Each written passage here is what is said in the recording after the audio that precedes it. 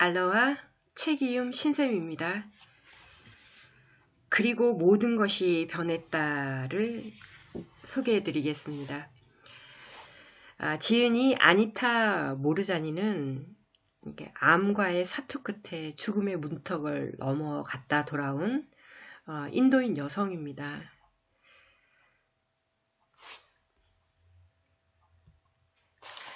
저자에 대해서 임사체험 책입니다. 죽음에 갔다가 다시 현실 세계로 돌아온 무르자니의 얘기를 조금 하고 본문으로 들어가도록 하겠습니다. 싱가포르에서 태어난 뒤 줄곧 홍콩에서 살다가 2002년 4월 임파선 암이 발견된 뒤 4년 동안 투병 생활을 했다. 2006년 2월 2일 악성세포가 차지한 그의 몸은 마침내 기능을 멈추었고 그때 그는 임사체험 상태로 들어간다. 30시간 동안의 임사체험을 통해 그가 가지고 있던 삶에 대한, 존재에 대한, 우주에 대한 관점이 근본적으로 바뀐다. 암을 만든 건 바로 두려움과 자기 사랑의 부족이 합쳐진 결과였음을 알게 되었을 뿐 아니라 삶의 두려움들을 어떻게 뛰어넘을 수 있는지도 알게 된다. 또 우리 한 사람 한 사람의 진정한 장엄함에 대해서, 우리 모두가 연결이 되어 있다는 것에 대해서, 왜 우리가 사랑일 수밖에 없는지, 자기 자신이 되는 것이 무엇인지, 어떻게 그럴 수가 있는지 등을 깨닫는다. 그 경험 후 아니타는 몸은 씻은 듯이 나았고 임사체험의 경이로움과 그것을 통해 깨닫게 된 통찰을 이 책에 담았다. 지금은 남편과 함께 홍콩에서 살면서 전 세계에서 열리는 여러 회의와 모임의 초대를 받아 임사체험을 통해 깨달은 것들을 나누고 있다. 또 홍콩대학교 행동과학부에서 열리는 불치병 받아들이기, 죽음에 직면하기, 영성의 심리학 등을 주제로 한 강연에 단골 강사로 초대받아 사람들에게 영감 넘치는 이야기를 들려주며 살아가고 있다. 네, 이렇게 죽음의 문턱에서 살아 돌아온 아니타 무르자니의 얘기 속으로 들어가 보도록 하겠습니다. 내가 겪은 것은 다른 이들은 겪지 않아도 되기를 바라며 내 이야기를 세상에 내놓는다. 나는 원래 사람들을 내놓고 가르치는 성격도 아니고 어떻게 살라고 참견하는 사람도 아니다. 설사 누가 부탁을 한다 해도 뭘 이런저런 식으로 바꿔보라고 조언하는 것을 좋아하지도 않는다. 나는 그보다는 신뢰를 통해 가르쳐 주거나 그들이 자신만의 진실을 깨달을 수 있도록 안전한 환경을 만들어주는 쪽을 좋아한다. 2006년 겨울과 봄, 임사체험을 하고 4년 동안 알아오던 암이 낫는 경험을 하고 나서 이런 생각은 더 분명해졌다. 나는 임사체험 중에 내 미래 삶의 일부분을 보고 또 이해할 수 있었다. 그리고 내가 이 지상의 삶으로 돌아오기로 선택한 큰 이유는 내 경험과 메시지가 사람들에게 닿을 것이기 때문이라는 것도 깨달았다. 임사체험 상태에서 나는 많은 사람들, 수없이 많은 사람들의 영감을 어떤 식으로든 일깨우게 되어 있다는 것을 그냥 알 수 있었다. 어떤 방식으로 그렇게 할 것인지 분명치 않았다. 그저 어떤 식으로든 내가 많은 사람들을 돕게 되리라는 것만은 확실히 알 수 있었다. 무엇보다도 이런 일이 일어나도록 하기 위해 내가 뭔가를 따로 할 필요는 없다는 느낌을 확연히 받았다. 나는 그저 내 자신이 되고 삶을 즐기기만 하면 되었다. 앞으로 뭔가 훨씬 더 큰 일이 일어나는데 내가 도구가 될 수 있도록 나를 맡기는 것이 내 할 일의 전부였다. 네, 참으로 멋진 삶인 것 같아요. 그쵸? 허용하는 것, 내 맡기는 것, 그것이 내 할 일의 전부였다는 말이 무척이나 좋습니다. 네, 그것은 사실대로 되었다. 의사나 과학자는 물론 세계의 본질이나 자신의 경험과 관련해서 답을 구하는 개인들로부터 질문이 쏟아졌고 그에 대한 대답으로서 내 경험을 말로 들려주거나 글로 쓰는 일을 하게 되었으니 말이다. 이 책 역시 그런 과정에서 만들어진 것이다. 나는 암을 앓고 임사체험을 경험하면서 알게 된 것들을 거리낌 없이 이야기한다. 내 경험을 다른 사람에게 들려주고 내가 그 경험에서 얻은 깨달음을 나누는 것이 참 즐겁다. 특히 그것이 다른 이들에게 도움이 된다고 느꼈을 때는 더 그렇다. 1부는 내 이야기로 시작한다. 우선 다양한 문화가 만나는 환경에서 보낸 내 어린 시절과 이로 인해 서로 다르고 자주 모순을 빚기조차 했던 신년들을 동시에 갖게 된 자초지종을 설명했다. 그 다음은 내가 성인이 되고 암이라는 감옥에 갇히게 되는 과정을 이야기하면서 이러한 성장 배경이 내게 어떤 영향을 주었고 어떻게 내 안에 두려움을 키웠으며 결국 질병으로까지 표현되기에 이르렀는지 설명했다. 2부에서는 임사체험 자체에 대해서, 즉 임사체험 중에 경험하고 알게 된 것, 그리고 그 후에 벌어진 일에 대해 자세히 설명했다. 암에서 낫고 또 이 세상에서 새로운 일을 하게 된 것은 놀랍도록 매력적이며 흥미진진한 여행이다. 3부에서는 지금 내가 생각하는 치유란 무엇인지, 오늘날 세상이 어떠하며 어떻게 하면 내면의 장엄함을 바깥으로 표출해 우리 본연의 모습대로 세상을 살아갈 수 있을지에 대해 이야기했다. 마무리는 질문과 대답으로 대신했는데 많은 이들이 공통적으로 궁금해하는 질문뿐 아니라 여태껏 내가 받아본 것 중 가장 어려운 질문도 들어있다. 그러나 내 경험을 나누기에 앞서 분명히 하고 싶은 것이 있다. 나는 어떤 보편적 진리나 과학적 진실을 알고 있다고 주장하는 것도 아니고 누군가의 영적 스승이 되고 싶어 이 책을 쓰는 것도 아니다. 새로운 종교나 신념 체계를 만들려고 하는 것은 더더욱 아니다. 내 유일한 바람이 있다면 사람들을 설득을 하는 게 아니라 돕고 싶어 한다는 것이다. 특별히 더 강조하고 싶은 것은 병이 낫는데 꼭 임사체험이 필요한 것은 아니라는 것이다. 내 바람은 그저 내 안에 암을 키운 씨앗이 되었던 감정적, 심리적 요인들을 남김없이 알려서 이 책을 읽는 이들이 병에 걸릴 가능성이 줄게 되거나 애초에 그런 가능성마저 아예 잘하지 않았으면 하는 것뿐이다. 이와 함께 여러분이나 아는 누군가가 암이나 다른 중병에 걸렸다면 치유에는 여러 가지 길이 있다는 걸 부디 알았으면 좋겠다. 내가 하고 싶은 말은 한 가지뿐이다. 자신에게 옳다고 느껴지는 것, 마음속에 이거다 하고 올라오는 소리를 따라가라는 것이다. 혹시 일방적으로 따라하는 단계별 지침이나 원칙을 찾는 독자가 있다면 이 책은 적절하지 않을 것이다. 나는 어디에나 적용되는 만능 원칙 같은 것을 만들 뜻은 조금도 없다. 그것은 당신 본연의 모습을 제안할 뿐이다. 내 자신을 사랑한다는 이야기를 하는 것도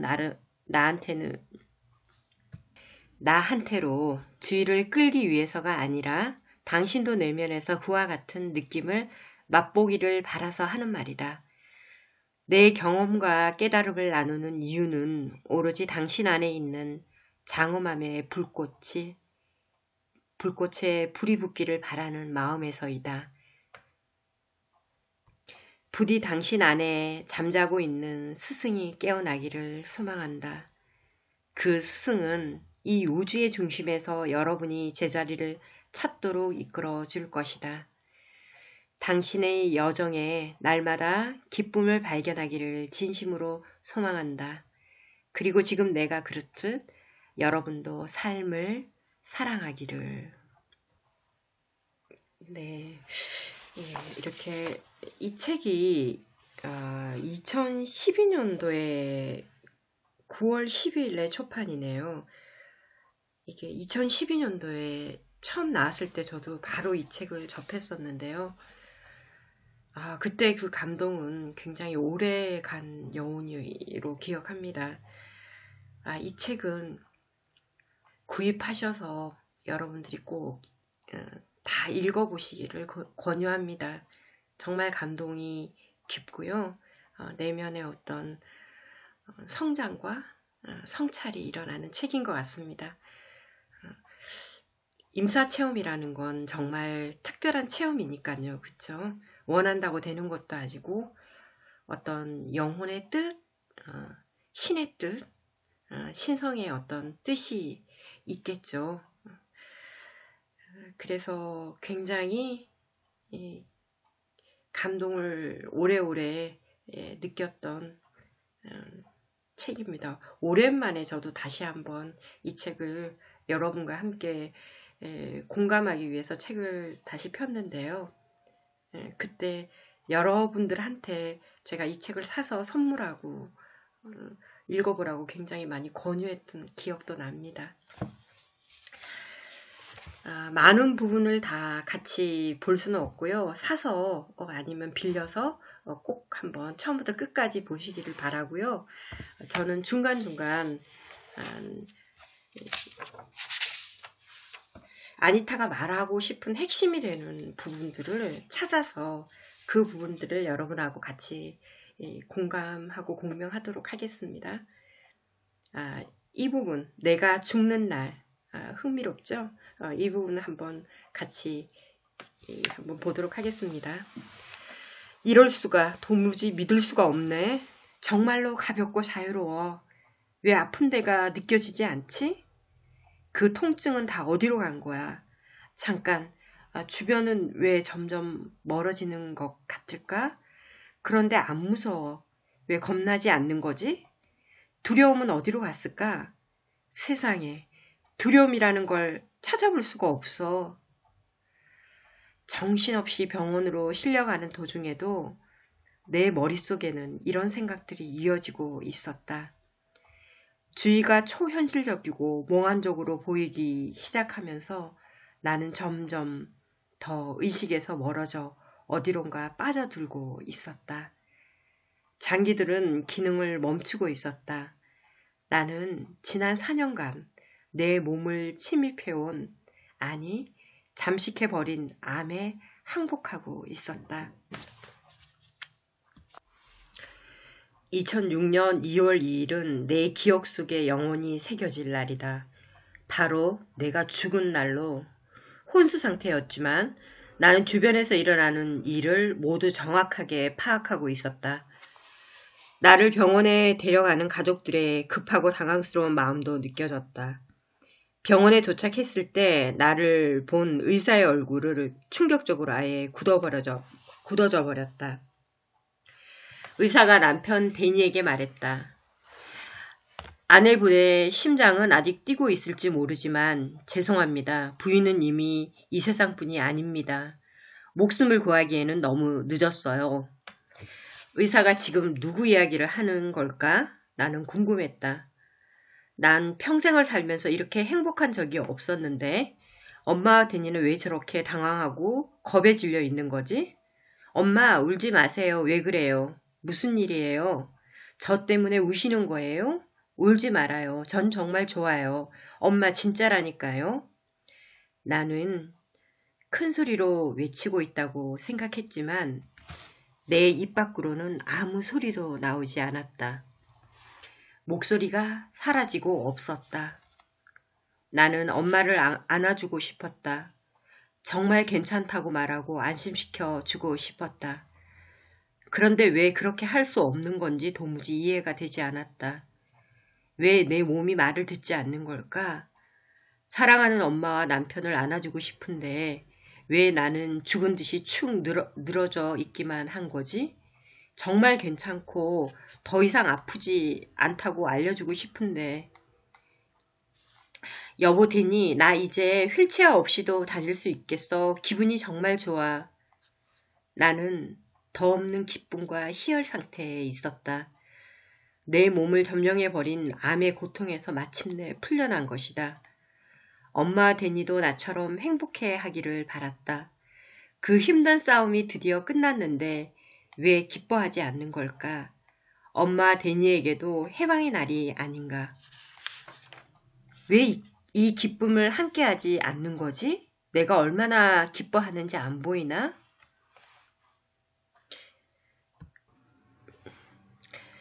네, 이어서 이렇게 데니 남편과 의사의 이야기가 조금 이어지고 있고요. 어, 남편이 이제 울면서 이렇게 보낼 수가 없다고 얘기하는 부분들이 이어지고,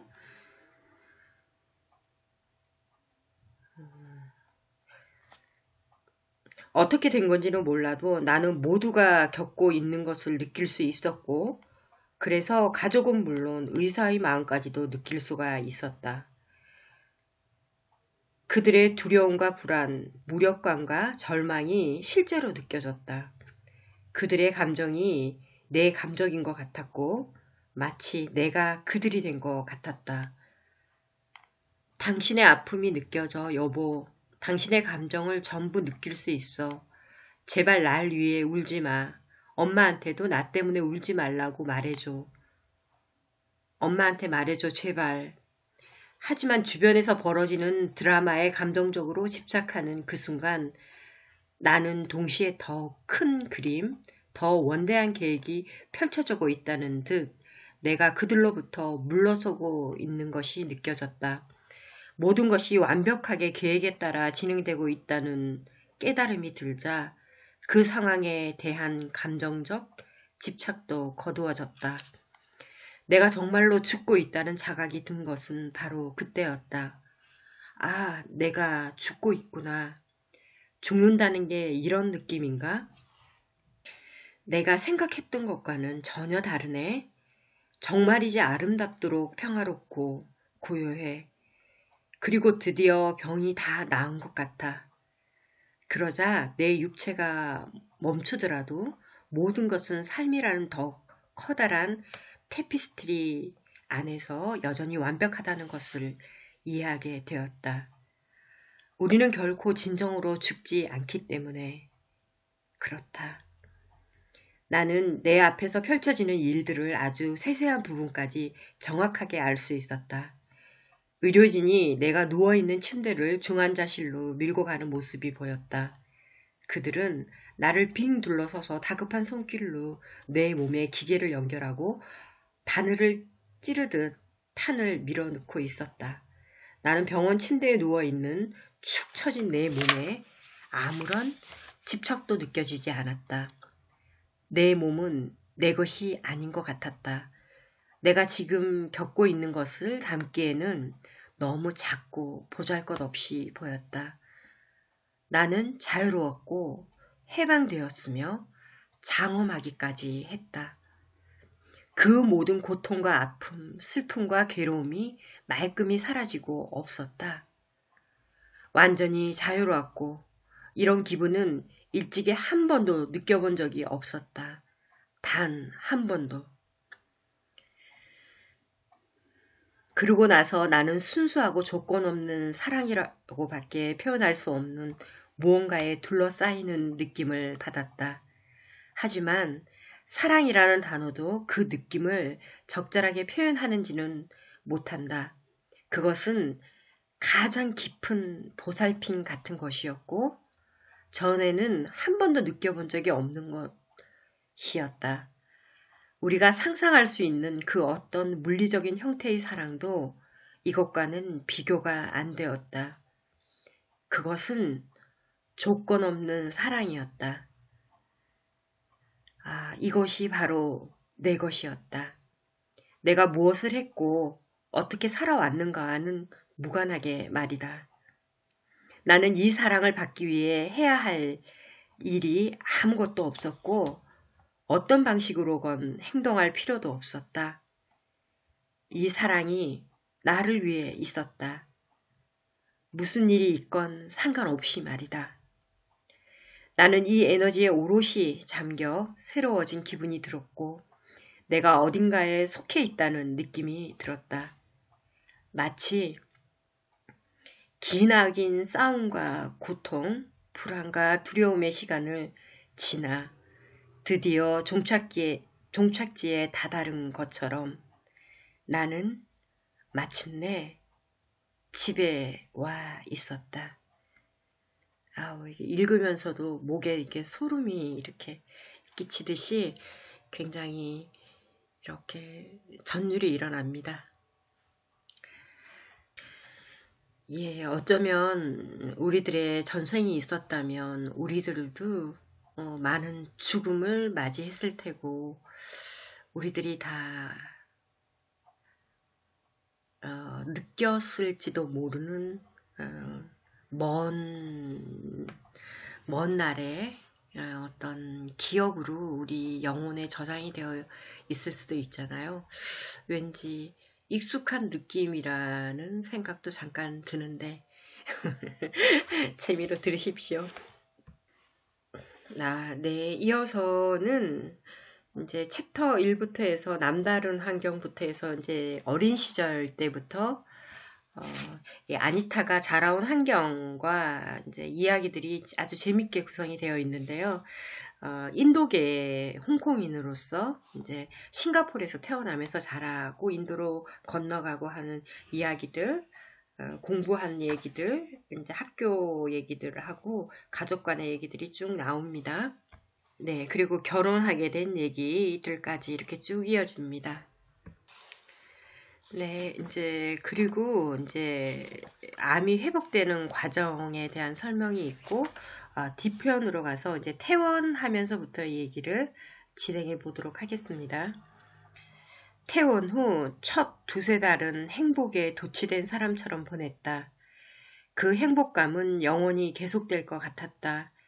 모든 사람들이 아름다워 보였고, 아주 평범해 보이는 사물과 사건에서도 마법과 경이가 보였다.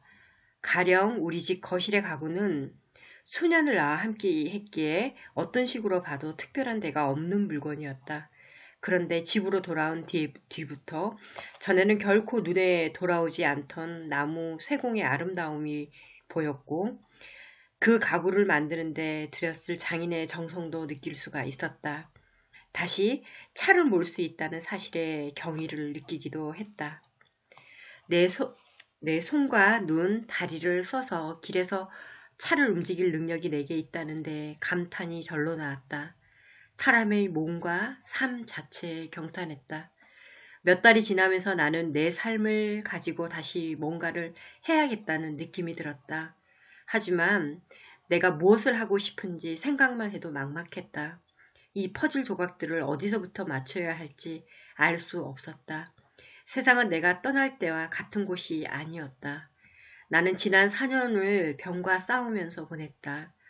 그동안 내 관심은 오로지 병에만 있었고 암에 대해 알 수 있는 거라면 뭐든지 읽고 공부하고 배우면서 보냈다.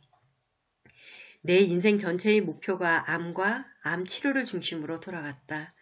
어떻게 보면 나는 삶 자체가 아니라 암에 걸린 사람이 되는 데에서 내 정체성을 찾았던 것이다. 그런데 이제 그것이 사라져 버렸다. 남은 인생은 무엇을 하며 보내야 하나?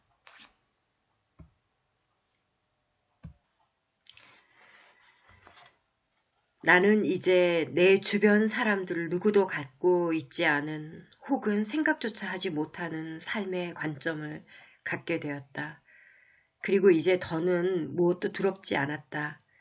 병도, 나이 듦도, 죽음도, 돈이 부족해지는 것도 그 무엇도 무섭지가 않았다. 죽음이 더 이상 공포가 아닐 때 두려워할 것은 별로 없다. 죽음이야말로 늘 최악의 시나리오로 여겨지지 않는가. 죽음이 겁나지 않는다면 그 밖에 두려워할 것이 뭐가 더 남겠나. 나는 다시 일상으로 돌아가기가 힘들다는 것을 알게 되었다. 이 세상은 아직도 내게 실제처럼 보이지가 않았다. 저쪽 세상이 더 진짜 같았다. 앞에서도 말했지만 사람들이 모든 것을 너무 심각하게 받아들이는 것도 불편했다. 예를 들어 모두들 돈과 경제적인 문제로 지독하게 스트레스를 받고 있었다. 즐기고 감사할 만한 다른 아름다운 것들이 무척이나 많은데도 말이다. 그러면서 단지 돈을 위해 다른 모든 것, 예를 들어 사랑, 관계, 재능, 창조성, 개성 등등은 깡그리 무시하고 있는 것이 이해되지 않았다. 즐겁지도 않은 일을 하느라 그토록 많은 시간을 보낸다는 것도 이해가 되지 않았다. 삶을 바라보는 그들의 방식이 내게는 틀려도 한참 틀려 보였다. 중요한 것과 가치 있는 것이 잘못 정해져 있었고 모든 것이 본말이 전도되어 있었다. 나도 예전에는 그랬을 거라는 생각이 들었지만 그래도 내가 그때로 돌아가는 것은 상상할 수가 없었다. 단지 돈 때문에 즐겁지도 않은 일을 다시는 하지 않을 거야. 직업을 보는 관점도 그렇고 아무튼 전반적인 행위와 기준이 이제는 아주 달라졌어. 이곳에서의 내 삶과 시간은 내게 그보다 훨씬 소중해. 나는 이렇게 생각하고 있었다. 데니 역시 내가 암을 앓고 죽음의 문턱까지 갔다 온 것을 지켜보는 강렬한 경험을 한 뒤로 자신도 모든 게 전과 같지 않다는 것을 느꼈다. 그는 내가 병을 앓기 전에 다국적 기관의 세일즈와 마케팅 분야에서 일하면서 아시아 쪽의 유통 업무를 담당하고 있었다. 나와 함께 그 모든 일을 겪고 이제 일터로 돌아가 보니 그 일이 더 이상 즐겁지도 않고 단조롭게 느껴졌다고 한다. 데니와 나는 훌쩍 자라 있었고 변해 있었다. 아주 많은 것을 배웠던 것이다. 데니는 늘 자기 사업을 꾸리는 게 꿈이었는데 나는 데니에게 바로 지금이 그때인 것 같다고 말해주었다. 나는 꿈을 삶으로 살아보라고 용기를 주었다. 임사체험 전이었다면 아마 겁이 나서 그렇게 격려하지 못했을 것이다.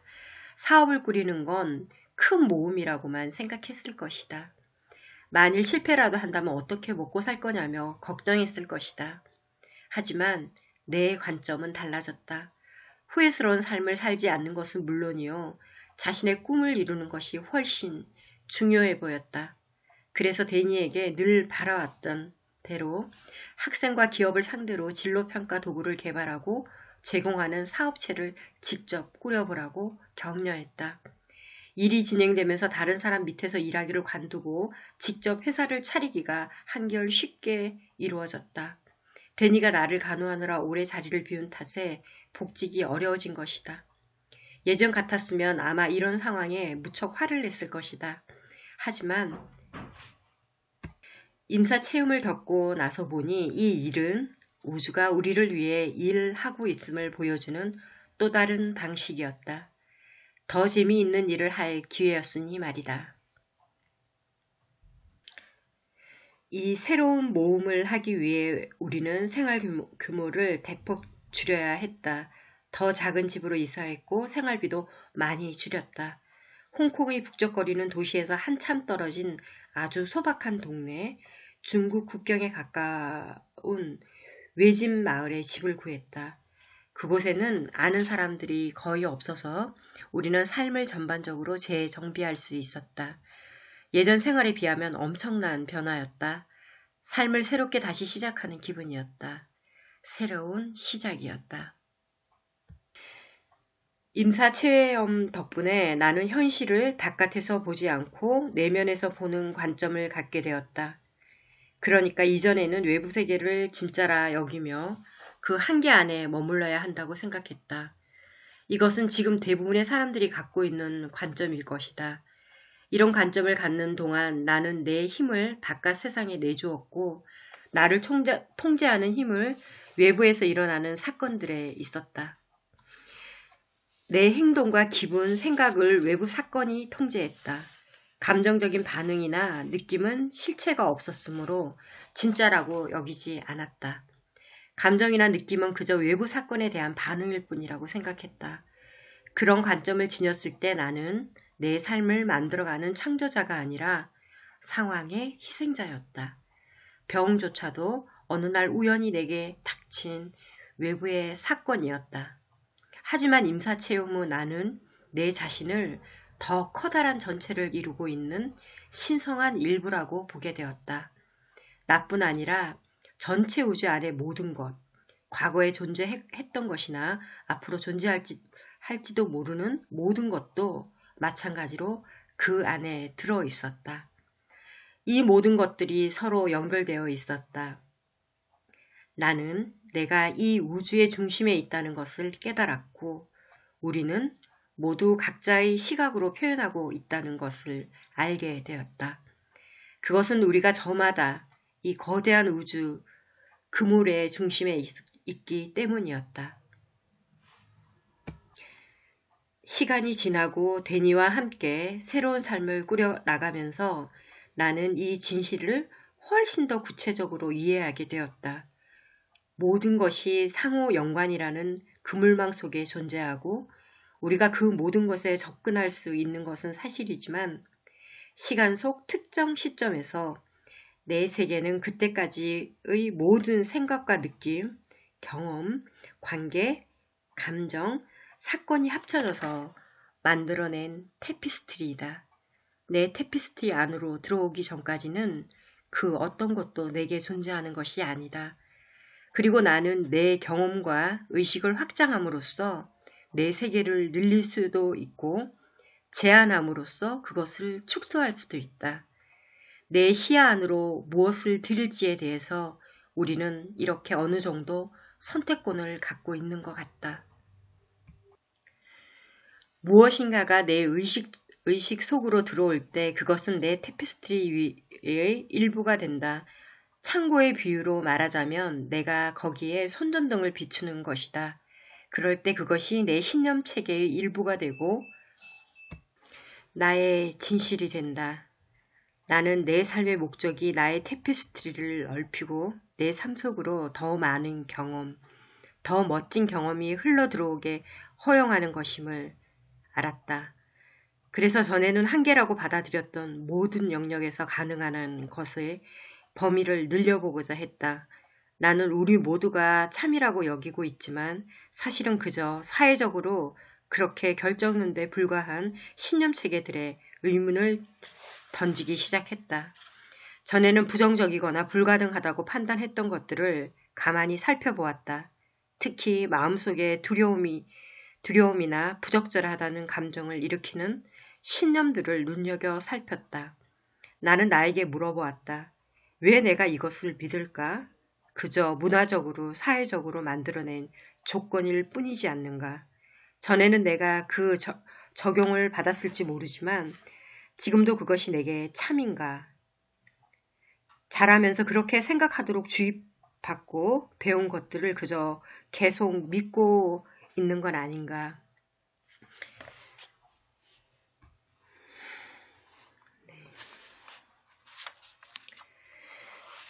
진정한 기쁨과 행복이란 오직 자신을 사랑함으로써만 자기 안으로 들어가 자신의 가슴을 따름으로써만 그리고 자기에게 기쁨을 주는 일을 함으로써만 얻어진다는 것을 나는 알게 되었다.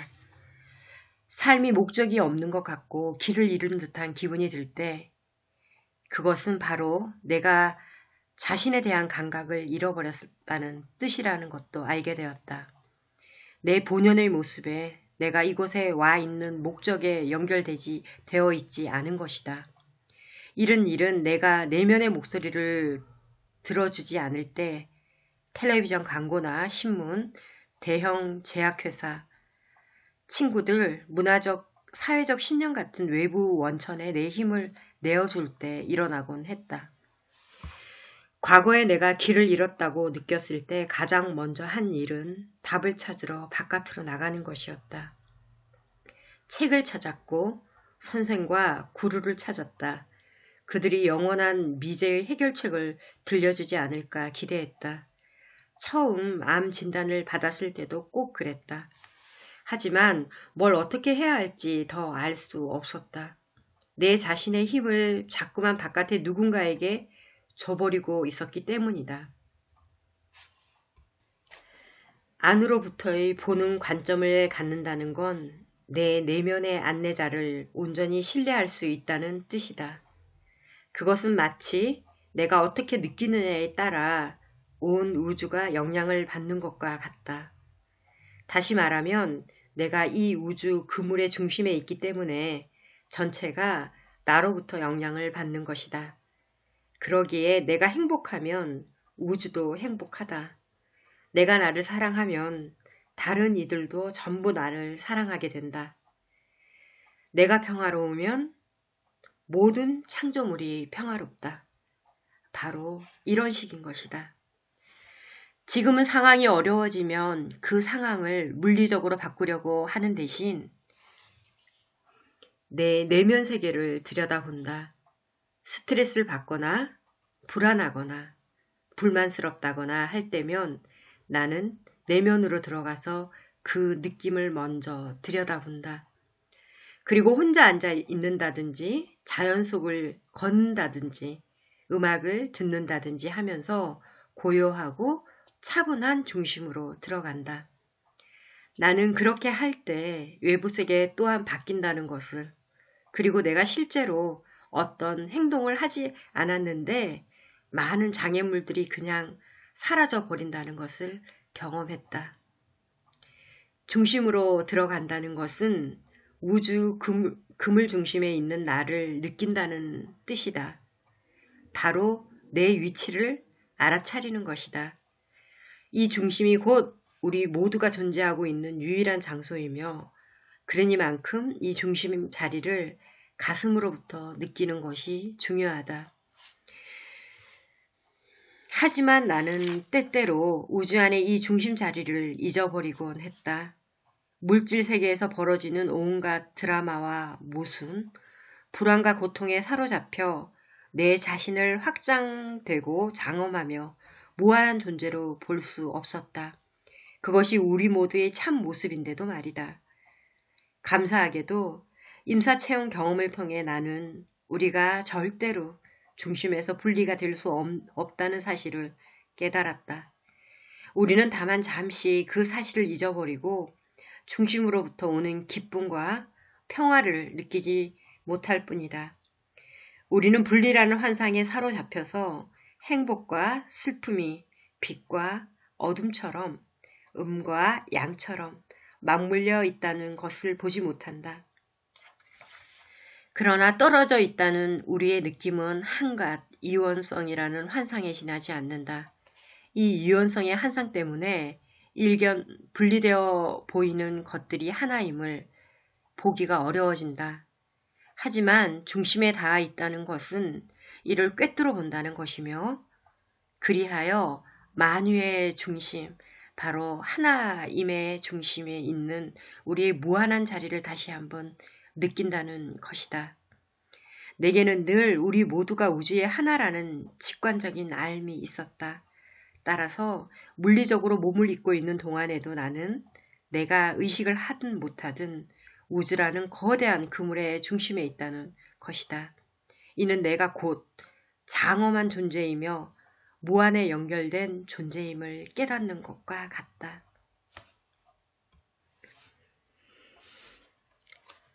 몇 달이 흐르고 다시 몇 해가 지나면서 나는 이 모든 깨달음을 실생활에서 더욱 잘 적용할 수 있게 되었다. 할 일이 많거나 일에서 스트레스를 받을 때 중심을 느끼기 위해 잠시 짬을 내려고 하면 종종 사람들로부터 시간 낭비하는 것 아니냐는 소리를 듣기도 했다. 하지만 문제를 물리적 차원에서만 풀려고 할 때 오히려 해결이 더뎌진다는 것을 나는 알고 있었다. 지금도 그런 식으로 문제를 풀려고 하면 훨씬 일이 더디게 풀리고 좌절감과 스트레스만 더 쌓이는 걸 느낀다. 주변 사람들이 어떻게 생각하든 개의치 않고 시간을 내서 나의 중심을 다시금 확인하고 나면, 그래서 내가 전체와 연결되어 있음을 알아차리고 차분하고 행복해진 기분이 든 순간에 보면 힘들게 하던 문제들이 상당 부분 사라져 있는 것을 알 수 있었다. 그런 과정을 통해서 나는 아주 명료해졌으며 그렇게 중심에 머물러 있는 것만으로도 남아있던 많은 문제들이 저절로 사라져 버렸다.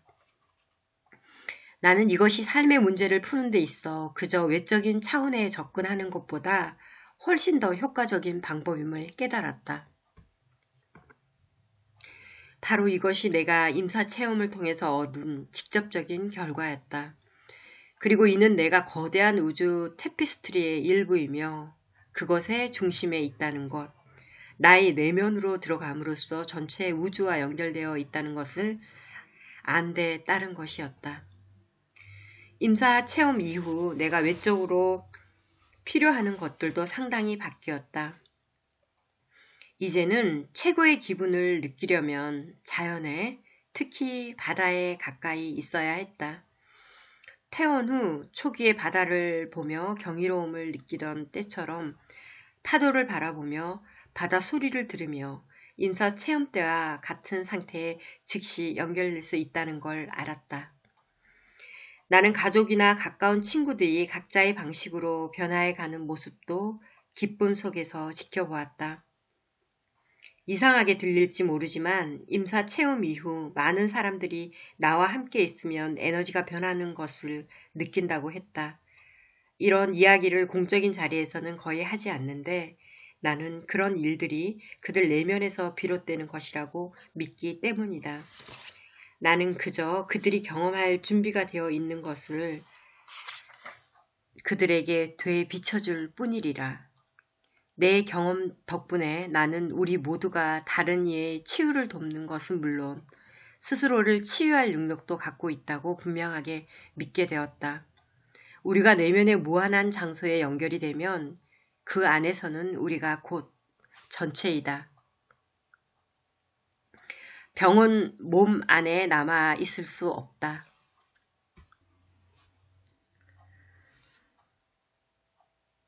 우리는 모두 연결되어 있으므로 만약 한 사람이 행복하면 그 행복이 다른 이에게 닿아 그들을 고양시키고 그들이 회복되도록 돕지 않을 수가 없다. 우리가 다른 사람들을 치유할 때 우리는 또한 우리 자신과 이 행성도 치유하는 것이다. 분리란 존재하지 않는다. 그것은 그저 우리 머릿속에만 있을 뿐이다. 내 삶에는 힘든 때가 있는가 하면 순조로울 때도 있고 때로 중심에 연결되어 있기 위해 무진 애를 써야 하는 때도 있다. 집안일을 하고 각종 고지서를 처리하는 등의 일상의 일들을 처리해야 하는데 임사 체험 이후로는 그런 자잘한 일들에 집중하기가 무척 어려웠다. 그러나 그런 때에도 나는 우주 안에서 내 자리를 찾는 일에서 결코 멀어지지 않는다. 또한 내 영혼에 새겨진 그 말, 돌아가 두려움 없이 내 삶을 살아라 라는 그 뜻을 느껴보는 일도 게을리 하지 않는다.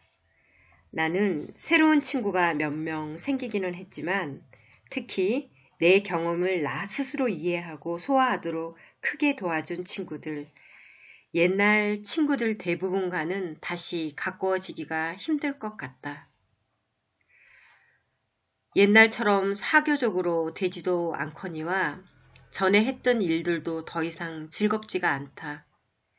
전에는 친구가 참 많았는데 지금은 겨우 몇 명하고만 내 개인적인 삶을 공유한다. 그중 대다수는 임사 채용 그룹을 통해 최근 몇 년 사이에 만난 사람들이며 그 가운데서도 나름대로 나와 비슷한 경험을 한 몇 명과는 아주 가깝게 지낸다. 내 가족, 그러니까 남편과 엄마, 오빠와는 여전히 아주 가깝다. 그들은 내가 병을 앓으며 힘든 시기를 보낼 때 늘 내 곁에 지켜준 이들로 나는 그들과 아주 가깝게 연결되어 있다고 느낀다. 다른 사람들과 그 정도로 가까워지기는 아마 어려울 것이다. 나는 일부러 외톨이가 되려고 하는 것은 아니다. 여전히 사람들을 만나려 하고 사람들이 자신들의 의문점을 더 잘 이해하게끔 도와주는 일이 정말 즐겁다. 그래서 이렇게 글도 쓰고 있고 또 문화 트레이너로 활동도 하는 것이다. 나를 허용하고 그저 내 자신이 되는 것이야말로 이 커다란 모험의 여정에서 나에게 엄청난 영향을 미쳤다. 네, 시간이 벌써 40분이 훌쩍 넘었네요. 아니타의 글들이 안에 내용들은 파동 진동수가 굉장히 높은 것 같습니다. 그래서 구절구절이 굉장히 가슴을 고양시키고 깨어있게 하고 뭔가를 내 안의 세포들을 자각하게 만드는 힘이 있는 것 같습니다. 그래서 여러분들도 책을 꼭 한번 처음부터 끝까지 정독하시기를 권유해 드리면서 오늘 아니타에게 감사하고 또 이 책을 번역해 주신 또 산티 출판사에게도 감사드립니다. 그리고 모든 것이 변했다. 이만 마치도록 하겠습니다. 여러분 감사합니다. 사랑합니다. 그리고 축복합니다.